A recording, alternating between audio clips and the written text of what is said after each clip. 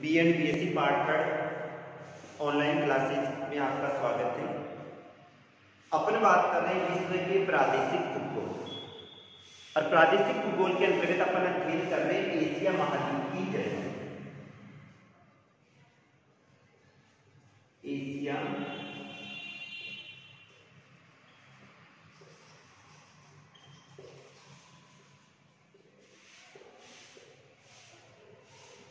Asia महाद्वीप की जलवायु के अंतर्गत आज अपन अध्ययन करेंगे।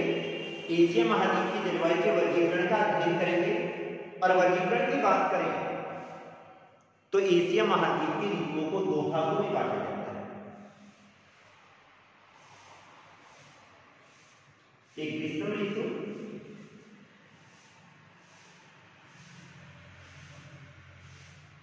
और दूसरा शीत ऋतु।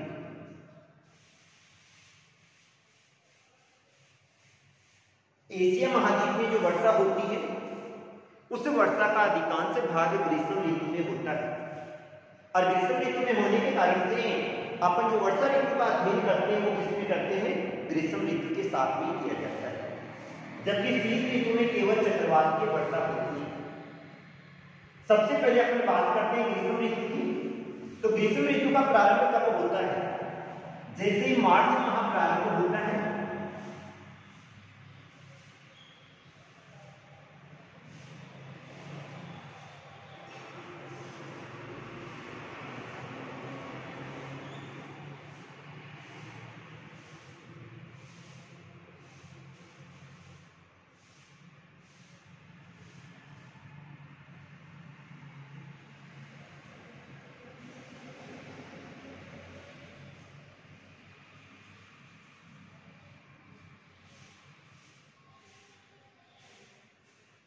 मार्च माह प्रारंभ होते ही एशिया महाद्वीप में तापमान बढ़ने लगते हैं।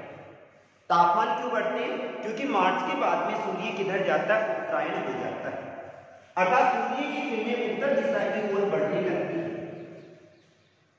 बीच में अध्ययन करें तो ये वाली जैसे कर्क रेखा है। 21 मार्च को सूर्य भूमध्य रेखा पर सीधा चमकता है।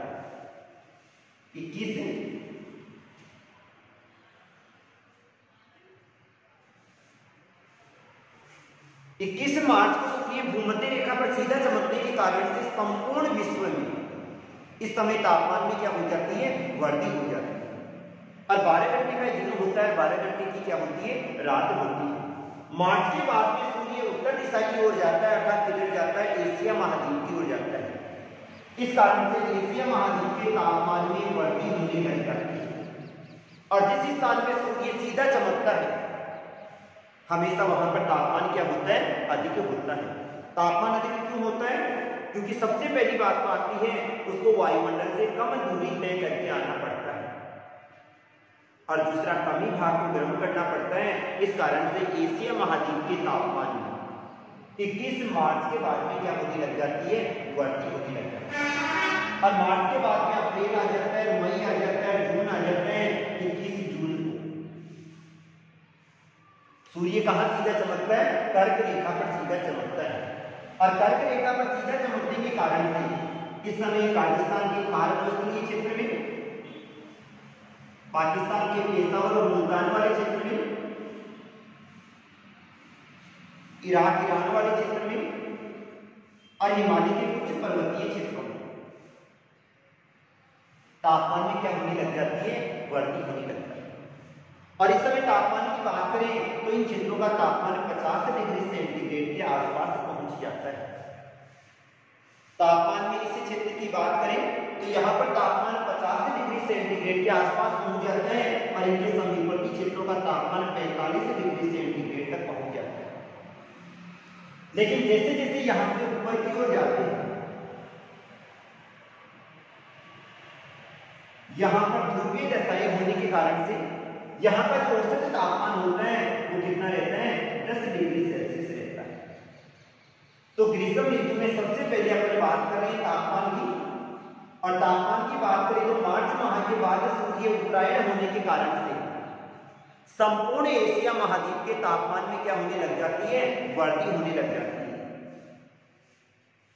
इस समय का अध्ययन करें तो राजस्थान के थार मरुस्थलीय क्षेत्र में पाकिस्तान के पेशावर में, मुल्तान में, पंजाब वाले क्षेत्र में और हिमालय पर्वतीय क्षेत्रों के तापमान में क्या होने लग जाती है, वृद्धि होने लग जाती है।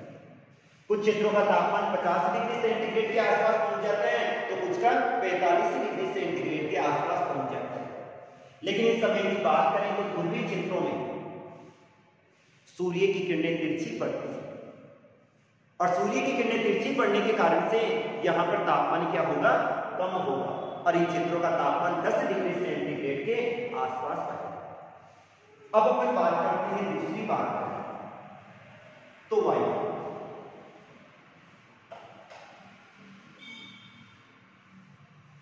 हमेशा तापमान और वायुदाब दोनों में उल्टा संबंध पाया जाता है। यदि तापमान में वृद्धि होती है तो वायुदाब कम हो जाता है। तापमान में और वायुदाब दोनों में उल्टा संबंध पाया जाता है। तापमान में वृद्धि होगी तो वायुदाब क्या हो जाएगा, कम हो जाएगा। क्यों?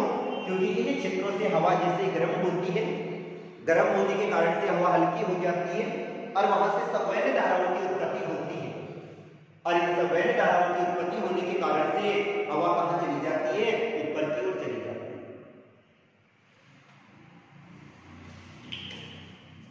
तो तापमान में वृद्धि के कारण से वायुदाब क्या हो जाता है, निम्न हो जाता है।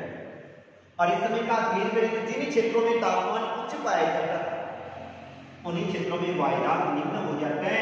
और इस समय थार मरुस्थलीय क्षेत्र में, पेशावर मुल्तान वाले क्षेत्र में, इराक ईरान वाले क्षेत्र में औसत वायुदाब 995 मिलीबार हो जाता है।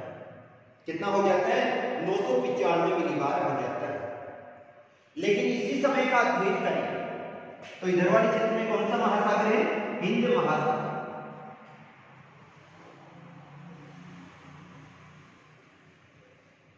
यहां पर कौन सा आ जाएगा, प्रशांत महासागर। और ऊपर वाले क्षेत्र में आ जाता है आर्कटिक महासागर। तीनों ओर जलीय स्थिति होने के कारण से इन तीनों क्षेत्रों में वायुदाब बढ़ जाता है और यहां का वायुदाब 1015 मिलीबार हो जाता है। एशिया महाद्वीप के ग्रीष्म ऋतु में वायुदाब की दशाओं का अध्ययन करें तो तापमान में वृद्धि के साथ वायुदाब हमेशा क्या हो जाता है, कम हो जाता है। और इस समय भारत के थार मरुस्थलीय क्षेत्रों में, पाकिस्तान के पेशावर वाले क्षेत्र में, मुल्तान वाले क्षेत्रों में, इन क्षेत्रों में तापमान में क्या होने लग जाती है, वृद्धि होने लग जाती है।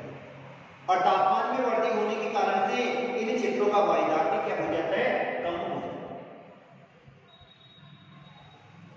अब अपन अध्ययन करते हैं जैसे यहां का वायुदाब पेशावर वाले क्षेत्र का, मुल्तान वाले क्षेत्र का, इनका वायुदाब कितना हो रहा है, 995 मिलीबार हो रहा है। ठीक इसी समय का अध्ययन करें तो हिंद महासागरीय क्षेत्र में, प्रशांत महासागरीय क्षेत्र में और आर्कटिक महासागरीय क्षेत्रों में इस समय वायुदाब में क्या हो जाती है, वृद्धि हो जाती है। क्योंकि वहां पर जलीय दशाएं पाई जाती है और यहाँ का वायुदाब कितना हो जाता है, 1015 मिलीबार हो जाता है। अब बात करते हैं अपन वायु की दशा।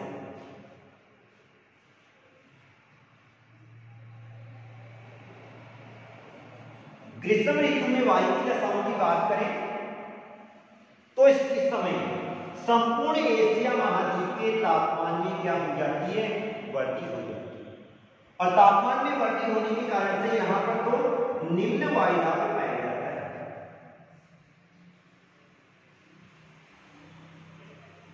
लेकिन इसी समय हिंद महासागरीय क्षेत्र में सूर्य की किरणें कैसी पड़ती है, तिरछी पड़ने के कारण से यहां पर कौन सा वायुदाब होता है, उच्च वायुदाब होता है। और इधर प्रशांत महासागर में भी कौन सा वायुदाब होगा, उच्च वायुदाब।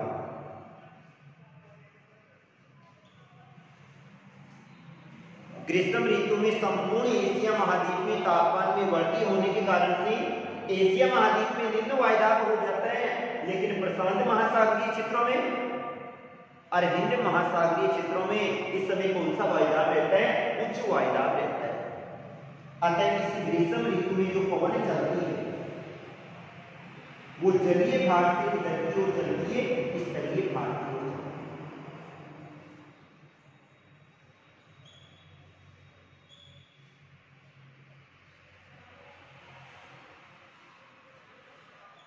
ग्रीष्म ऋतु में संपूर्ण एशिया महाद्वीप के तापमान में वृद्धि होने के कारण से वहां पर वायुदाब क्या हो जाते हैं, कम हो जाता है।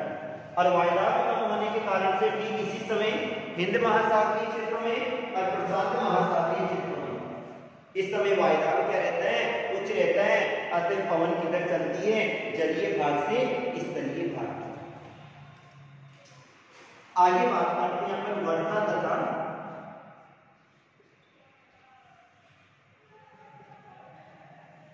ग्रीष्मकालीन मानसून।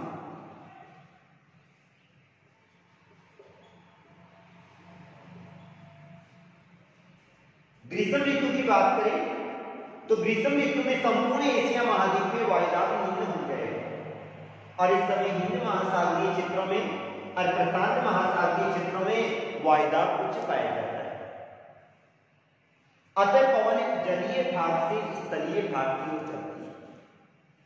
जलीय भाग से जो पवन चलती है वो आर्द्रता से क्या होती है, परिपूर्ण होती है। जलीय भाग से चलने वाली पवन आर्द्रता से क्या होती है, परिपूर्ण होती है। और आर्द्रता से परिपूर्ण होने के कारण से जैसे अनुकूल परिस्थितियां मिलती हैं, ये वर्षा करना प्रारंभ कर देती है। यहां से मानसून दो शाखा के रूप में जाता है, एक अरब सागर की शाखा और दूसरी बंगाल की खाड़ी की शाखा।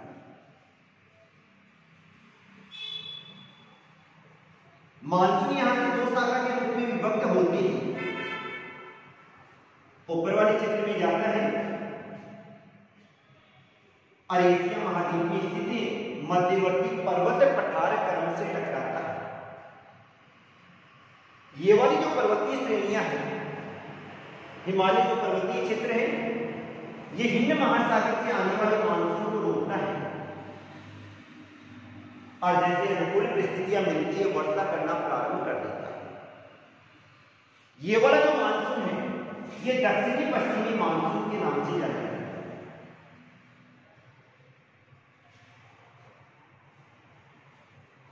यानी ग्रीष्म ऋतु में एशिया महाद्वीप में जब निम्न वायुदाब का केंद्र स्थापित होगा, उसी समय हिंद महासागरीय क्षेत्र में उच्च वायुदाब का केंद्र स्थापित हो जाएगा, क्योंकि वहां पर सूर्य की किरणें कैसी पड़ती है, तिरछी पड़ती है।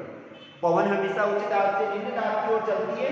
अतः हिंद महासागरीय क्षेत्र से दक्षिणी पश्चिमी मानसून के नाम से पवन कहां प्रवेश करती है, भारत वाले क्षेत्र में, पाकिस्तान वाले क्षेत्र में, इराक वाले क्षेत्र में, ईरान वाले क्षेत्र में, इजराइल वाले क्षेत्र में। इन क्षेत्रों में पवन प्रवेश कर रही है और इस पवन को जैसे ही यानी अनुकूल परिस्थितियां मिलती है, ये वाली पवन वर्षा करना प्रारंभ कर देती है और इस मानसून को क्या कहा जाता है, दक्षिणी पश्चिमी मानसून कहा जाता है। इस समय असम वाले क्षेत्र में और मेघालय के मासिनराम गांव अतिरिक्त वर्षा होती है। और मासिनराम गांव जो कि विश्व का सबसे अधिक वर्षा वाला स्थान है। इसके बाद में अपन बात करते हैं प्रशांत महासागर की। इस समय प्रशांत महासागर में भी उच्च वायुदाब होता है और इधर वाले जापान वाले क्षेत्र में, चीन वाले क्षेत्र में इस समय कौन सा वायुदाब होगा, निम्न वायुदाब होगा। अतः प्रशांत महासागरीय क्षेत्रों से पवन की गति ओर चलती है, चीन और जापान की ओर चलती है। और ये वाली पवन दक्षिणी पूर्वी मानसून के नाम से, कौन से नाम से, दक्षिणी पूर्वी मानसून के नाम से चीन में और जापान वाले क्षेत्र में प्रवेश कर जाते हैं। और वैसे ही हिमालय पर्वतीय क्षेत्र की जो श्रेणियां हैं उनसे टकराती है और वर्षा करना प्रारंभ कर देती है। कभी कभी स्थिति क्या होती है, एशिया महाद्वीप के आंतरिक भाग में मानसून विक्षोभ भी उत्पन्न हो जाता है। और जब मानसून का विक्षोभ उत्पन्न हो जाता है तो इस संपूर्ण क्षेत्र में, बीच वाले क्षेत्र में सूखे की स्थिति उत्पन्न हो जाती है। एशिया महाद्वीप का जो मानसून है उस पर अल्नीनो का प्रभाव भी पड़ता है और लानीनो का प्रभाव भी पड़ता है।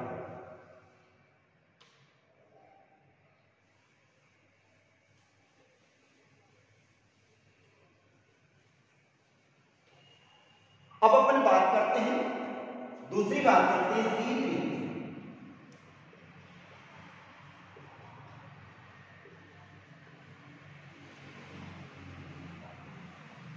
21 जून को सूर्य कहां सीधा चमक रहा था?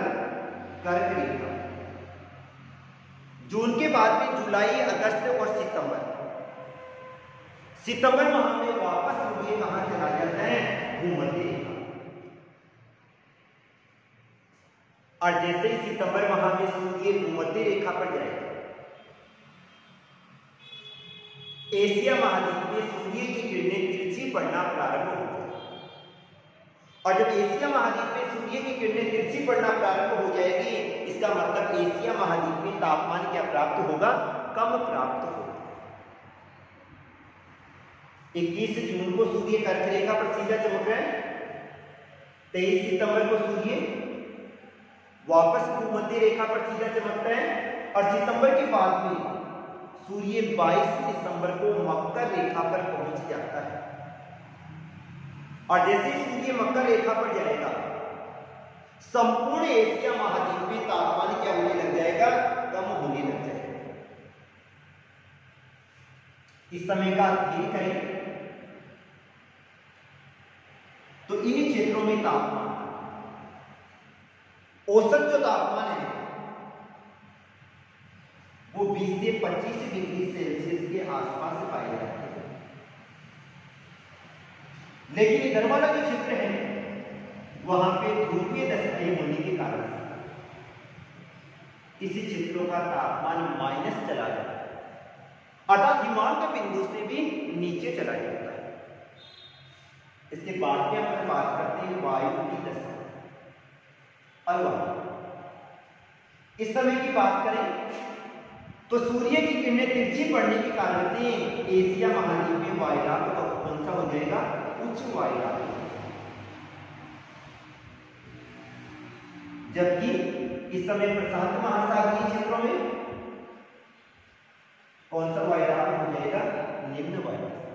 और हिंद महासागरीय क्षेत्र में भी कौन सा वायुदाब हो जाएगा? निम्न वायुदाब।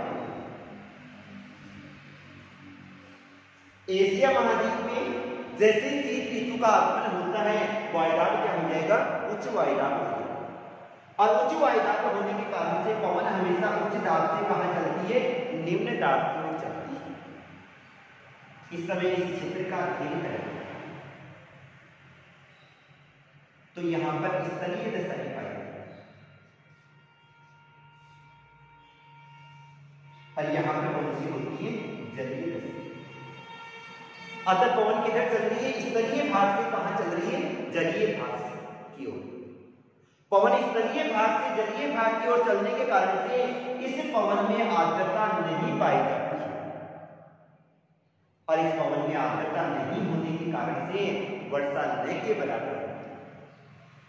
लेकिन कभी कभी इन क्षेत्रों में क्या होता है? चक्रवातीय और प्रति चक्रवातीय दशाएं उत्पन्न हो जाती है। और जब इस क्षेत्र में चक्रवातीय और प्रति चक्रवातीय दशाएं उत्पन्न हो जाती है तो थोड़ी बहुत वर्षा होती है। इस समय का अध्ययन करें तो केवल तटवर्ती क्षेत्रों और आंतरिक क्षेत्रों, जिन क्षेत्रों में अनुकूल परिस्थितियां पाई जाती है वहां पर लौटते हुए मानसून की वर्षा होती है। क्योंकि इस समय का अध्ययन करें तो मानसून क्या होता है? लौटने लग जाता है। अतः इस वर्षा को लौटते हुए मानसून की वर्षा भी कहा जाता है। शीत ऋतु में जापान तट वाले क्षेत्र में, चीन के तटवर्ती क्षेत्रों में, भारत के तटवर्ती क्षेत्रों में वर्षा होती है। और ये वाली जो वर्षा होती है वो रबी की फसलों के लिए अत्यंत महत्वपूर्ण होती है। लेकिन ऊपर वाले क्षेत्र का अध्ययन करें, आर्कटिक महासागर के समीपवर्ती क्षेत्रों का अध्ययन करें तो यहां पर ध्रुवीय दशाएं होने के कारण से अगर वर्षा होती है तो हिमपात के रूप में होती है, यानी किसके रूप में होती है? बर्फ के रूप में होती है। इन क्षेत्रों में इस समय बर्फीली हवाएं चलने के कारण से संपूर्ण क्षेत्र का तापमान क्या हो जाता है? निम्न हो जाता है। तो ये तो था एशिया महाद्वीप की रीति। आज के लिए इतना ही। Thank you.